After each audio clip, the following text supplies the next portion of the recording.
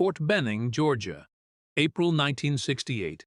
Training Battalion, Sector C. The close-quarters combat facility sits 1.3 miles from the main barracks and 400 yards east of the obstacle course, a rectangular concrete structure measuring 180 feet long and 90 feet wide, with reinforced cinder block walls painted in the same institutional off-green that every arming installation eventually converges toward, a color that exists not because anyone chose it, but because it hides, wear, absorbs light, and signals function over comfort. And at 0900 hours on a Tuesday morning, the building is already active, already filled with the layered sounds of controlled aggression that define military training environments. The dull thud of bodies hitting padded mats, the sharp, rhythmic impact of gloves against heavy bags, the barked commands of instructors cutting through the ambient noise in precise intervals, not loud for the sake of volume, but loud with purpose,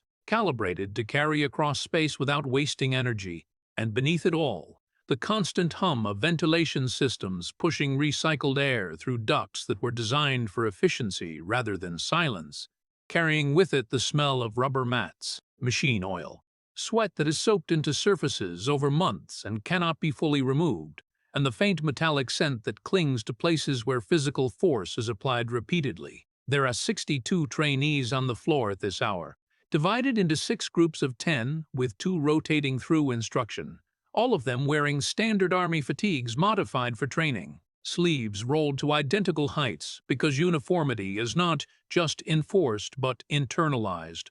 Boots laced to regulation tightness. Movements synchronize not through coordination but through repetition so consistent it becomes automatic, and the instructors move among them with a different rhythm. Less constrained, more observational. Watching not just what is happening but how it is happening. Correcting posture, timing, intent. Staff Sergeant Daniel Reeves stands at the center of MAT Section 2 at exactly 0903 hours, which is 3 minutes into the second training rotation, and 11 minutes after he arrived on the floor, and his presence organizes the space around him in a way that is not formally acknowledged but universally understood. He is 31 years old, 6 feet even, 205 pounds, with 9 years and 4 months of service that includes 2 deployments and 1,120 documented hours of hand-to-hand combat instruction. And those numbers matter in this environment because numbers are how the institution quantifies legitimacy, and Reeves carries himself with the specific confidence that emerges from long-term immersion in a hierarchical system that rewards consistency, discipline, and visible control. Not arrogance exactly, but a certainty that the rules he has mastered are the rules that matter, and his voice, when he speaks, is measured and precise. Again, he says at 0914, and the 10 trainees in front of him reset their positions in under 2 seconds, because again is not a suggestion. It is an instruction that carries with it the weight of repetition. And repetition is the foundation of everything they are learning here. Reeves has developed a philosophy over time, not formally written but consistently applied, that combat is about dominance established early and maintained through pressure, that hesitation creates vulnerability, that speed and strength are not just advantages but necessities. And this philosophy has been reinforced by every successful outcome he has experienced within the system. Every time a trainee improved under his instruction, every time his approach produced results that could be measured, tested, validated. And like all philosophies formed within closed systems, it feels complete from the inside. At 0907 hours, a message is relayed from the administrative office located 60 yards down the corridor, passed through 2 intermediaries before reaching Reeves, which is how information moves in an environment structured by chain of command. A visiting civilian instructor has arrived. A demonstration is scheduled for 1100 hours. The name is Bruce Lee, and the name registers differently across the room. For some, it means nothing. For others, it triggers partial recognition. A memory of a magazine article. A mention in passing. Something about martial arts that exists outside the formal training structure of the U.S. Army. And for Reeves, It registers as curiosity filtered through skepticism, because civilian expertise in a military environment is always evaluated through a specific lens. Does it translate? Does it apply? Does it hold up under pressure? And he says nothing about it. Because in this environment, what matters is what happens on the mat. At 09:15, the first rotation ends. At 09:16, the second begins. Time moves here in structured increments, each one serving a defined purpose, and deviations are noticed immediately because they disrupt a system that depends on predictability. At 09:32 hours, Bruce Lee enters the facility, not through the main floor entrance, but through the side corridor that connects administrative offices to the training space, walking 47 feet from the doorway to the edge of mat section 3 before stepping fully into the open area. And his presence is immediately distinct, not dramatic, not attention-seeking, but different in a way that draws attention because difference is amplified in environments built on uniformity. He is wearing simple training clothes, black pants, a light shirt, no insignia, no markers of rank or affiliation, and he moves with an economy that is noticeable not because it is exaggerated, but because it lacks the tension that defines most movement in this space. And the noticing begins. Not all at once, not universally, but in pockets. Small shifts in attention as individuals register something outside the expected pattern. A civilian. In a controlled training environment. At an active hour, Reeves notices at 0933. And his first reaction is assessment. Height, approximately 5'7". Weight, estimated 135 pounds. Build, lean.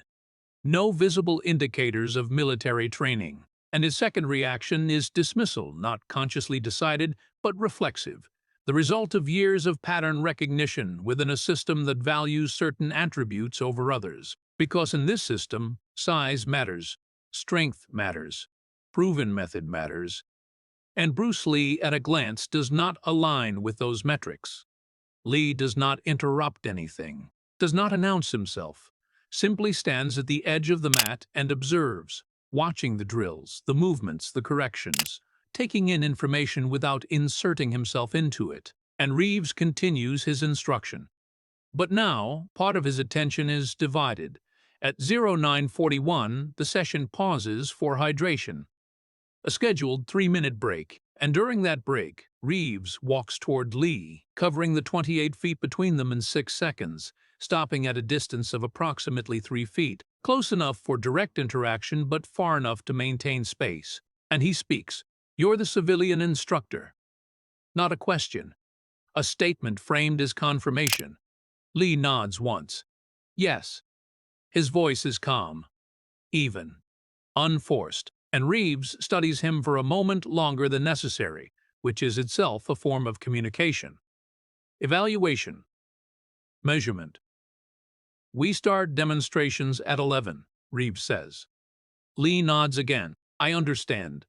And there is a pause, a moment where nothing happens externally but something shifts internally, because Reeves is accustomed to interactions that follow predictable patterns. And this one does not immediately resolve into one. And he says, after 1.2 seconds of silence, you ever worked with Army personnel before? Lee looks at him directly. I have worked with many kinds of people. And the answer is not evasive, but it is not specific, and in a system that values specificity, that creates friction. Reeves nods once, and then, almost casually, we train for real situations here. And the statement carries weight, because it is not just information. It is positioning. Lee does not respond immediately. Then, quietly, all situations are real when they happen. And the sentence lands differently. Not confrontational, not defensive, but precise in a way that resists dismissal. And something in Reeves's perception adjusts slightly. Not enough to change his stance, but enough to register that this interaction may not follow the expected script. At 0945 hours, the break ends, and the trainees return to position with the immediate compliance that military conditioning produces when a pause expires and function resumes. Canteens are capped, boots return to marked tape lines on the floor, hands come up, knees bend, eyes forward, and the room reassembles itself into structure almost instantly, which is one of the things institutions like this do best. They take separate bodies with separate thoughts and separate private uncertainties, and turn them into a visible pattern of order. And Reeves steps back into that pattern, as if the conversation at the edge of the mat did not happen. But it did happen, and it remains active in his mind the way unresolved things remain active in the mind even while the body is performing something else. Because what bothered him was not Bruce Lee's appearance exactly, though that was part of it. Not the small frame, not the civilian clothes, not even the fact that command had brought in an outsider to demonstrate something to men who already considered themselves trained fighters. What bothered him was the absence of deference, not disrespect. Bruce Lee had been perfectly respectful. But respectful and deferential are not the same thing, and closed systems often confuse the two because they prefer the second while publicly claiming to value the first. And Bruce Lee had not given Reeves the small cues men like Reeves are accustomed to receiving in their own territory. No nervous laugh, no over-explanation, no visible effort to prove himself, just stillness, just attention. Just answers given without rush and without apology. And this kind of composure, in a room built around dominance displays so constant they become invisible, can feel to the wrong man like a challenge. At 0952, Reeves is demonstrating a counter to a front grab. He takes Private Nolan by the wrist, shows leverage, balance disruption, hip placement. The sequence broken into countable parts, because countable parts are how combat instruction gets made teachable. And while he is speaking, he becomes aware that Bruce Lee is still watching, not passively, not idly, but with the alert concentration of someone evaluating mechanics rather than admiring authority. And that awareness changes the demonstration, not visibly to the trainees, but internally to Reeves. His movements become a fraction sharper, his explanations slightly more emphatic, the force of his correction against Nolan's elbow a little more pronounced than it needed to be. And none of this is conscious enough to be called performance, but it is close. It is what happens when a man who is used to being the unquestioned center of a room becomes aware of another center entering it. At 4-6 hours, Captain Harold Mercer exits the office corridor and walks onto the training floor, with the clipped, administrative urgency of an officer balancing schedule, protocol, and the management of personalities. Mercer is 38, West Point, clean-spoken, efficient, and he is the one who arranged the visit after seeing Bruce Lee at a martial arts exhibition in Los Angeles 19 days earlier, an exhibition that left him with the uncommon and professionally risky impression that Army hand-to-hand training, while practical, might not be complete. And incompleteness is not a comfortable concept inside institutions built on doctrine. So he moves through it carefully. He gathers Reeves, 2 other instructors, and Bruce Lee near the equipment racks on the west wall, where wooden training rifles are stacked in vertical slots and canvas pads hang from metal hooks. The smell there is stronger, more rubber, more canvas, more stale sweat trapped in fabric, and Mercer gives the outline. Demonstration at 1100. 60 minutes. Principles of timing, interception, economy of motion, limited participation, controlled conditions. Reeves listens with the composed face of a professional subordinate, but inside he is already resisting the premise. Timing, interception, economy, interception, economy. These are words that sound elegant and untested to a man whose worldview has been built on endurance, pressure, structure, repeatable aggression. And when Mercer finishes, Reeves asks, "What exactly are we supposed to take from this?" Mercer answers with bureaucratic patience, "Exposure to another system." And Reeves says, "With respect, sir, systems that work don't usually need civilians to explain them." The sentence lands in the small group with the soft shock of something too blunt to be fully recalled, but not blunt enough to qualify. as direct insubordination. Mercer hears it. The other instructors hear it. Bruce Lee hears it. And because groups are always measuring themselves even when standing still, everyone also hears how everyone else hears it. Mercer's expression tightens. Staff Sergeant, that will do. And it should have ended there. In most institutions, that would have been the natural stopping point, because rank creates exits from conversations before pride has to create them. But Reeves has already crossed the internal line, where skepticism becomes performance. Because now two other instructors are standing there. Because now the visiting civilian is standing there. Because now backing away would feel, to him, like surrendering status in a territory where status is accumulated slowly and lost quickly. And he gives a short laugh that is designed to sound light and instead sounds pointed. "No offense," he says, looking at Bruce Lee now. "But this isn't a movie set. These men are trained for combat." Minimal dialogue carries weight, because most of its force comes not from the words themselves, but from the social structure they travel through. And this sentence travels through a military training facility at 1,008 hours, in front of subordinates and peers and an officer and an invited guest, and in doing so it becomes larger than itself. It becomes territorial. It becomes cultural. It becomes a statement about legitimacy. Bruce Lee turns his head toward Reeves. His face does not harden, does not flare. There is no visible irritation, which only makes the stillness more pronounced. "I understand," he says, 3 words, evenly delivered, and because they contain no defensiveness, no attempt to justify, they leave Reeves with nowhere clean to go. So he makes the mistake men make when the response they wanted does not arrive. He escalates.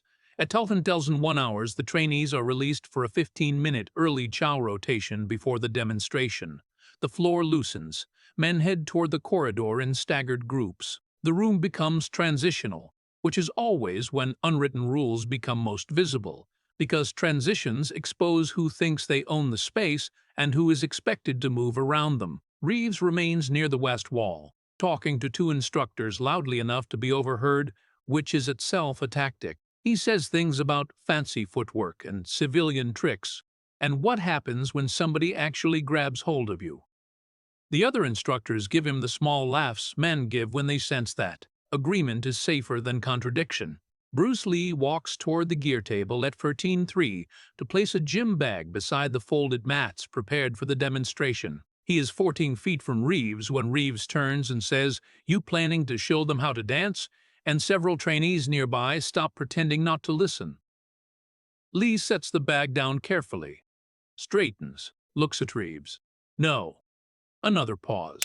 "Then what?" Bruce Lee answers, "How not to waste motion." That should have been the end. It was a complete answer. It contained a principle. It did not invite conflict. But Reeves, now observed by trainees whose attention has sharpened into expectation, can feel his own role changing.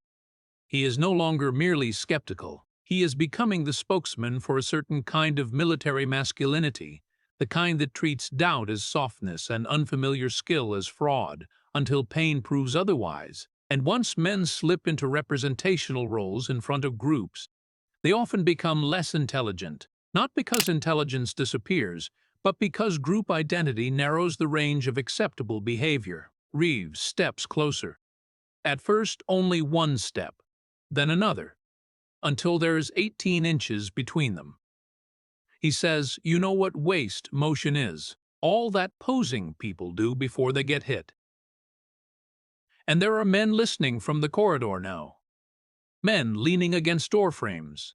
Men holding canteens. Men halfway to chow who have stopped because a developing confrontation is always more interesting than routine, and military life is built from long stretches of routine punctuated by moments that might become story. Bruce Lee says quietly, "We are here to teach, not to argue." And the sentence is calm, reasonable, almost generous, which makes it feel to Reeves like being managed. So he smiles, not with amusement, with intention. "Teach, then." and he places one hand on Bruce Lee's shoulder and gives a short, dismissive shove. Not enough to knock him backward. Enough to mark him physically. Enough to communicate ownership of space. Enough to do in body language what his words have been trying to do for 5 minutes. Bruce Lee absorbs it without visible disturbance. No step back, no flinch, no change in breathing. And this is the point where the room changes, because every man watching understands physical information better than verbal information. Words can be debated, a shove cannot. And when the shove fails to produce even a small sign of destabilization, the watchers begin, almost involuntarily, to recalculate. Reeves feels that recalculation before he consciously understands it. He feels it in the silence that follows. In the absence of laughter, in the microscopic but real shift in social gravity that happens when a display of dominance does not land.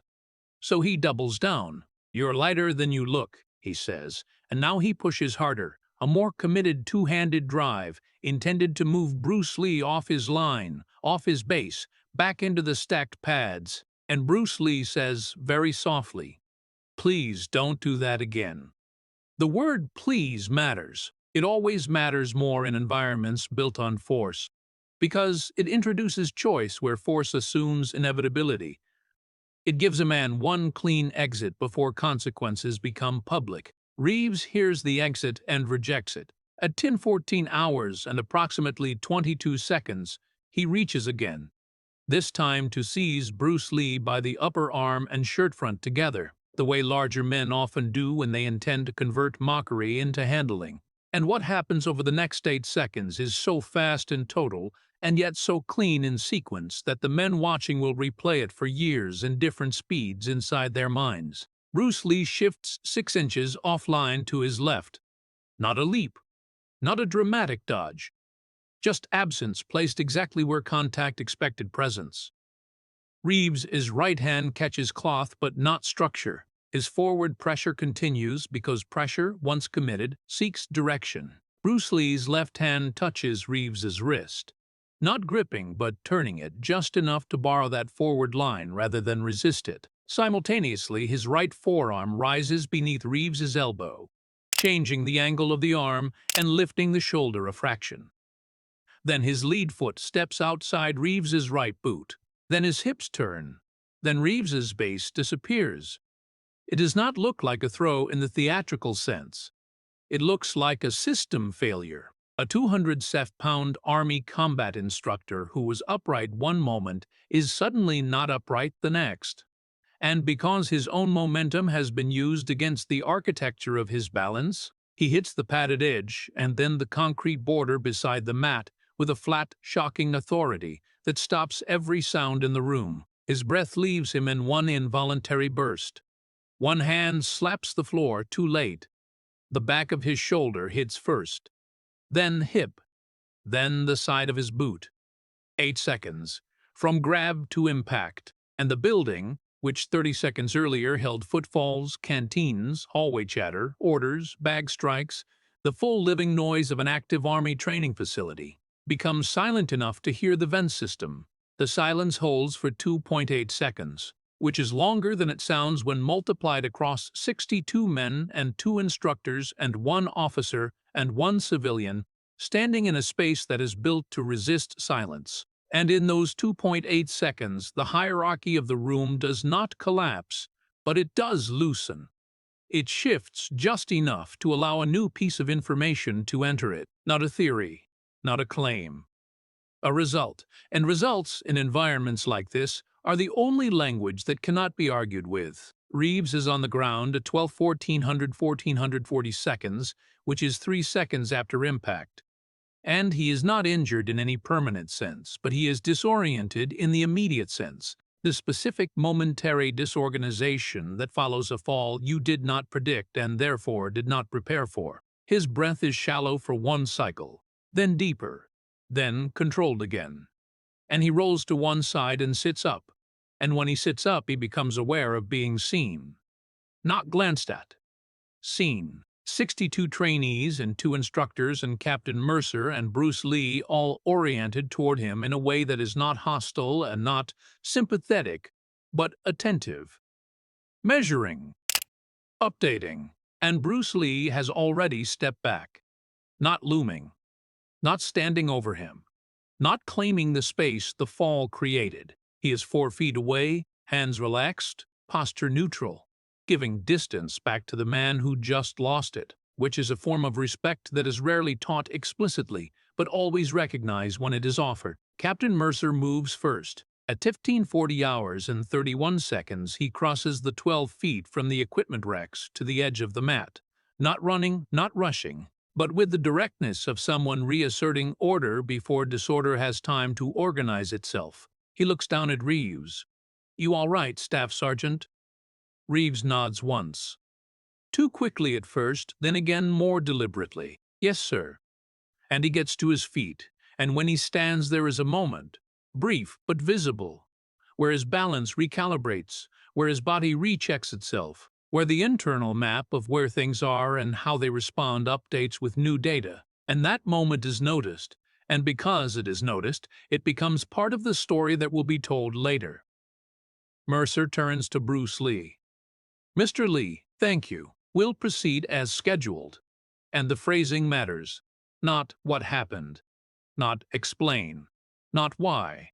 Thank you. Because Mercer has already interpreted the event not as an incident to investigate, but as a demonstration that arrived early. At 1100 hours exactly, the facility is reorganized. Mats are cleared to create a central training square, measuring 30 by 30 feet. Trainees are seated in a semicircle 3 rows deep, 8 feet from the edge of the mat.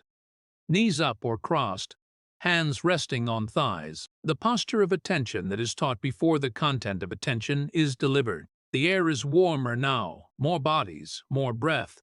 The smell has intensified slightly, not unpleasant, but dense, the accumulation of activity in an enclosed space approaching midday. Reeves sits in the front row.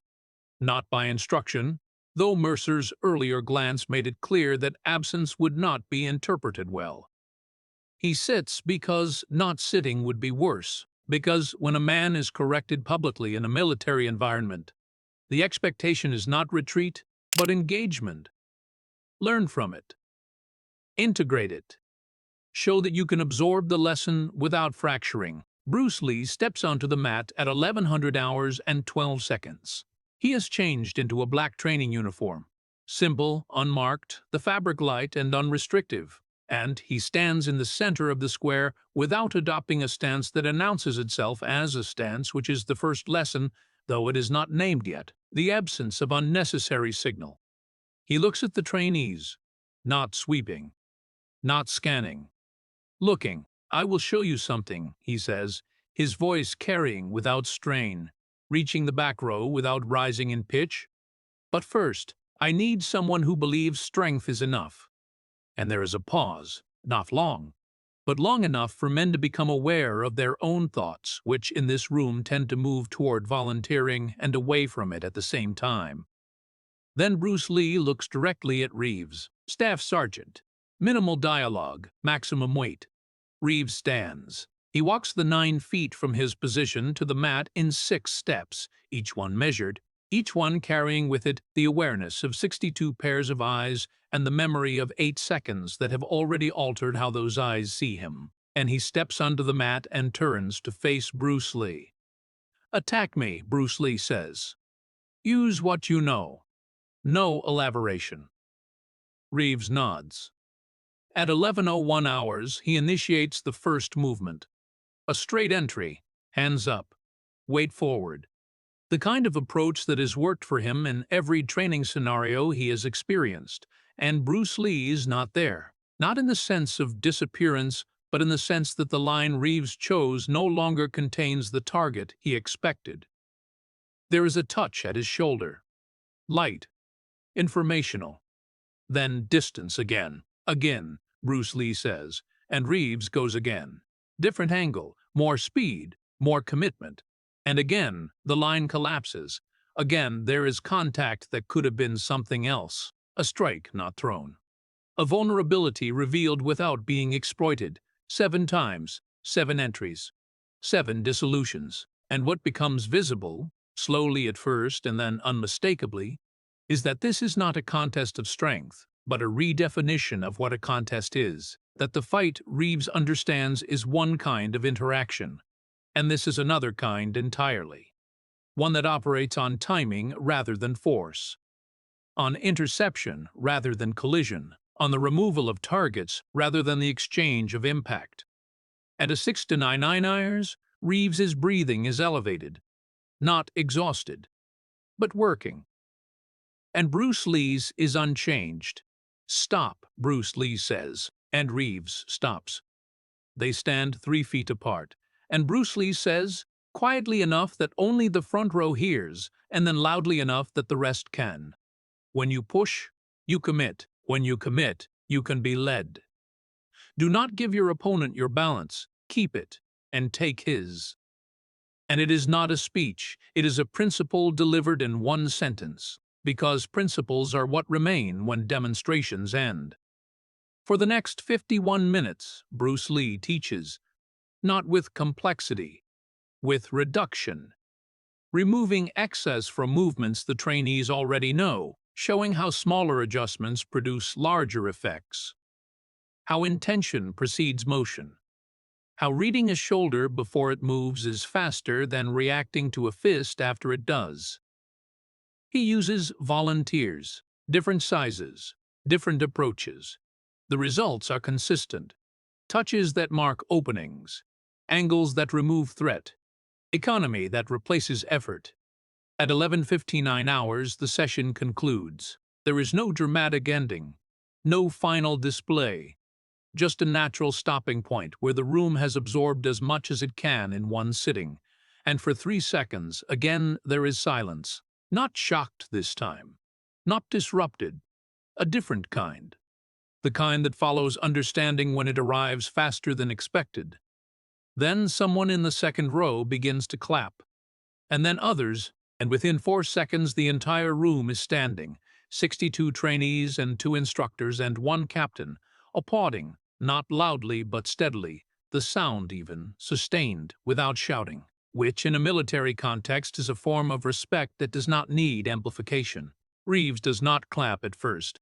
He stands, looks at Bruce Lee, then brings his hands together once, twice, then continues. After the room begins to disperse at 12:03 hours, Reeves approaches Bruce Lee. No audience now, or fewer. Enough distance that this interaction will not define itself through witnesses. He stops at 2 feet, and for a moment, the same moment that existed at 09:45 returns. The choice of what to say, the weight of how it will land, and he does something that the version of himself from 3 hours earlier would not have done. He raises his hand, not to strike, not to gesture, to salute, clean, direct, held for exactly 1.5 seconds, and he says, "Respect," one word, no explanation, none needed.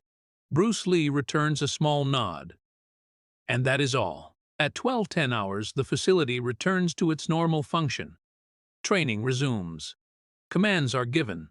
Movements repeat. But the normal is not identical to what it was at 0900, because information has entered the system that cannot be removed. 62 trainees have seen something that does not fit entirely inside what they were taught, and when something does not fit, the system either rejects it or expands to include it. And in small, quiet ways, over the following weeks, this one begins to expand.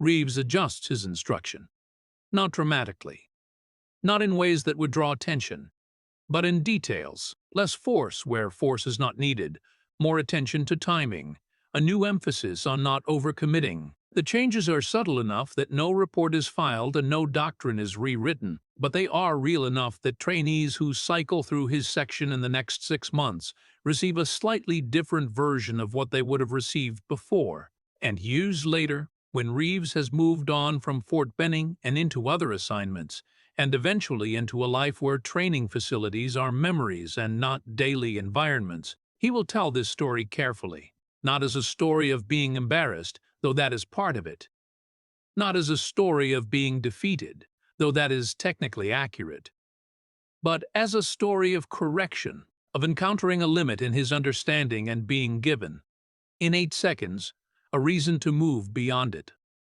And he will remember not the fall, but the absence of effort that made the fall possible, and the distance Bruce Lee gave him afterward, and the single word that replaced everything he thought he knew: respect.